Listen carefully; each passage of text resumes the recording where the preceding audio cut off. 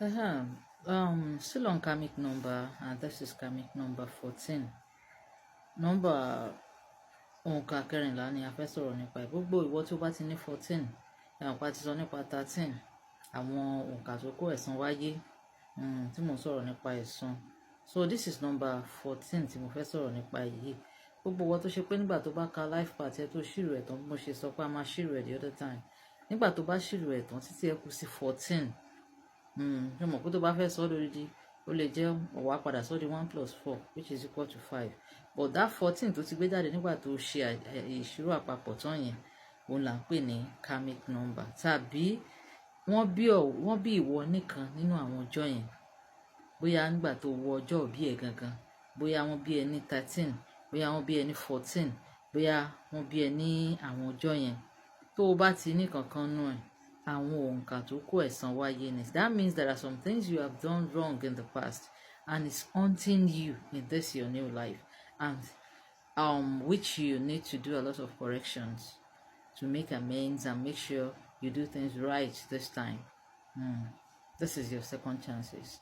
So àwọn tí ó bá ti jẹ́ number 14, ìyẹn nọ́mbà kẹrìnlá, tó bá ti jẹ́ pé nọ́mbà yẹn ni wọ́n ń lò, àwọn ni àwọn tó jẹ́ pé nígbà tí wọ́n wáyé wọn, wọ́n ṣe àṣìlò òmìnira. They abused their freedom. They are free birds nígbà tí wọ́n wá. Gbogbo òmìnira tí wọ́n nígbà yẹn wọ́n kàn ṣìlò, wọ́n kàn ṣe ayé bó ṣe wù wọ́n. Àwọn nígbà tí wọ́n kọ́kọ́ wá yẹn, they lack self-control. Tó bá dẹ̀ ríra ẹ̀ ní ìsìn náà wá rí pé you lack self-control. There is nothing you can do. You cannot control yourself. Wà á ti rò pé mi ò ṣe kinní. You find yourself doing it again. So ní àwọn nǹkan tí ó máa ń rọ̀ mọ́ àwọn tí wọ́n bá kó, tó bá jẹ́ pé karmic number 14 yìí òun ni wọ́n bá wá ayé nìyẹn. Àwọn tí yìí nígbà tí wọ́n kọ́kọ́ wá, they engaged in so many vices, serious vices. Àwọn nǹkan tí wọ́n gbọ́dọ̀ máa rí mọ́yàn bí ọtí mímu, bí drug, àwọn life of excess. Àwọn ní ìgbé ayé tí wọ́n gbé ń gbà náà. Bó jẹ́ ọtí ni wọ́n á mú jù, bó jẹ́ wọ́n á mú jù, bó jẹ́ aṣọ ni, they do everything excessively. Àwọn ò ní self control rárá, kò sí ní diary tiwọn. Ntí àwọn tó bá ti mú karmic number 14 tó mú wáyé, àwọn nǹkan tí wọ́n ti ṣe nígbà tí wọ́n kọ́kọ́ wá nìyẹn. Àwọn nǹkan tí wọ́n ti ṣe nìyẹn, àwọn nǹkan tí wọ́n ṣìrìn nìyẹn, àwọn ọ̀nà tí wọ́n ti ṣì tẹ̀ òun nìyẹn. Nígbà yẹn, nígbà tí wọ́n mu tíì tí wọ́n ṣe gbogbo ẹ̀, they don't want to hear anything. Wọ́n ti ẹ̀ fẹ́ gbọ́ pé èèyàn kan bá wọn sọ̀rọ̀. Àwọn ò gbọ́ nǹkan kan ní tiwọn ni, wọ́n ò gbọ́ nǹkan kan. Wọ́n ti gé wọn létí lọ. Òun náà ni orin tí wọ́n kọ ńgbà náà. Ṣé wá rí eléyìí tí wọ́n wá padà wá yìí? Wọ́n nílò àtúnṣe. Àbí ìgbà ìrìn mélòó ló fi san gbèsè? Ìrìn mélòó ló fẹ́ fi san gbèsè àtijọ́?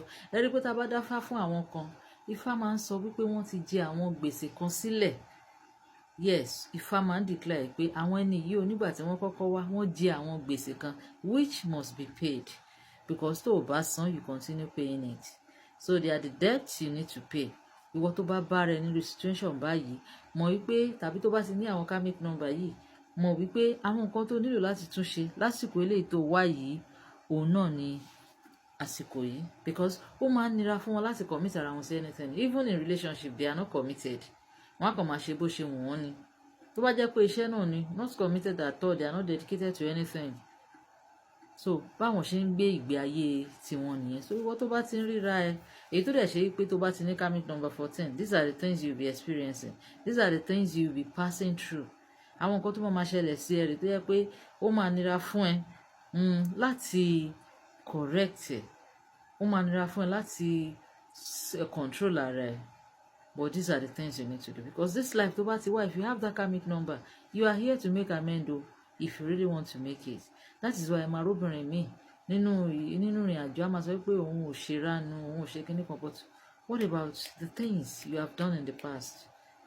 Àwọn nǹkan tó ti ṣe nígbà yẹn ó ń béèrè nísìn. Olódùmarè ò ní jẹ́ kí ẹ̀san burúkú kó ké lórí èmi àti yín. So wá rí láti wá avoid àwọn nǹkan yìí, láti jẹ́ kí ayé yìí kó rọ̀ ẹ́ lọ́rùn, láti jẹ́ kó rọrùn láti ṣàtúnṣe nísìn. Gbogbo àwọn ìwà tó ti hù ńgbà yẹn tá ti sọ yìí, sá fún, avoid gbogbo ẹ̀. then you now need to strengthen yourself. You need to buckle up yourself so that ìrìn yẹn á lè ràn ẹ́ lọ́wọ́. And you must be organized in your skill, because in the past you made that mistake. Àwọn mistake tó ṣe ń gbà yẹn nìyẹn ní tó mọ̀. You don't even have time for it because you have enough freedom and you misused it then. So má jẹ́ kí àṣẹ yẹn kó tún wáyé lẹ́ẹ̀kan yìí mọ́. Tó bá tún jẹ́ kó wáyé lẹ́ẹ̀kan yìí, ó ṣeé ṣe kí ó má lórí ọ̀fẹ́ láti mú mọ́ o.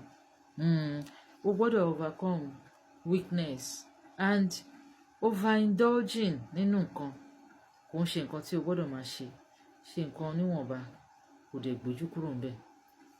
Àwọn weakness tó ní yìí, bóyá ọtí ló tún bá rẹ tó ń mu ni, bóyá obìnrin nìwọ bá rẹ tó ń kó ni, bóyá nǹkan kan ni, bóyá patí ni, o ní láti correct ẹ̀.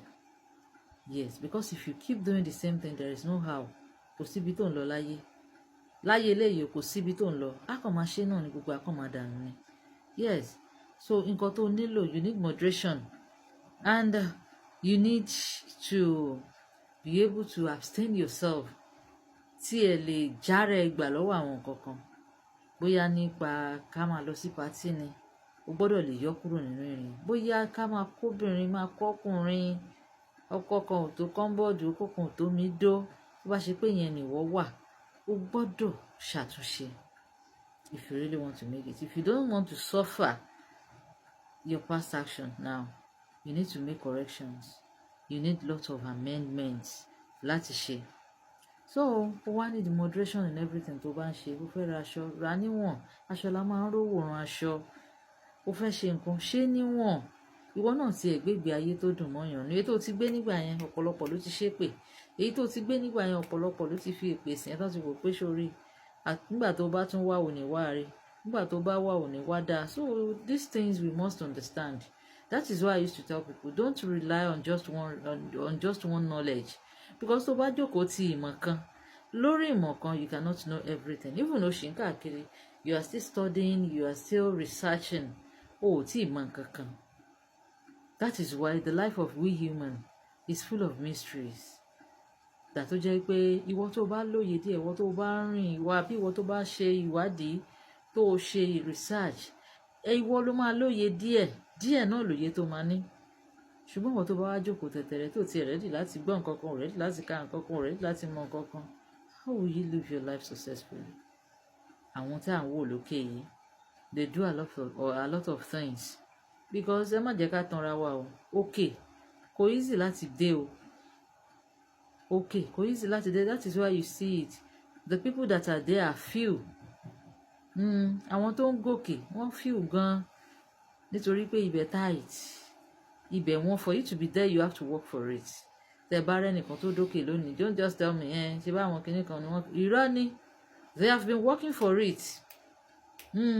Wọ́n ti ń gba àwọn àwẹ̀ kan, wọ́n ti ń ṣe àwọn ètùtù kan. I'm not me sọ pé èèyàn ṣe survive, but there are some sacrifices you need to do if you really want to get to the top, and you want to retain there, because nǹkan kan ni láti dókè. Àwọn nǹkan kan ni láti jẹ́ kí èèyàn rí òkè yẹn dúró sí tí wọ́n fi ní jábọ́ padà. And that is the way of the world. Tó bá rí pé orókè gùn, if care is not taken, if you don't take your stand, they will surely fall you. Wọ́n á já ẹ bọ́.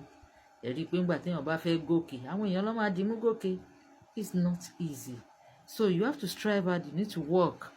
Tó o bá tún ṣe àṣìṣe tó ṣe láyé ìgbà tó kọ́kọ́ wá, ó ti tán, ó bọ́. Ọlọ́run ní jẹ́ kí a ṣìṣe. Lódùmarè ní jẹ́ ká ṣìṣe. So you have to be able to control your life. Gbogbo wa pátá la lágbára lórí life wa, la lágbára láti ṣe àwọn nǹkan kan. So you need your self-discipline and you need faith in yourself. Don't forget to love, don't forget to share, and don't forget to comment. Ìwọ tó bá dẹ̀ jẹ́ pé àkọ́kọ́ tó ń rí wa rè, don't forget to follow. This is the second one I'm talking about. I've talked about karmic number 13. This is karmic number 14. So gbogbo ọ tó bá ní nínú life path ẹ, mo ti sọ fún wa bá ṣe ń calculate nínú first one tí mo sọ nínú karmic number 13. This is the second one, karmic number 14. So if you have it, try as much as possible. Try and amend these things nínú ìrìn àjò ẹ. Gbọ̀nà ẹ wá gbogbo ọ̀nà láti rí pé o ṣàtúnṣe, so that you don't regret your life.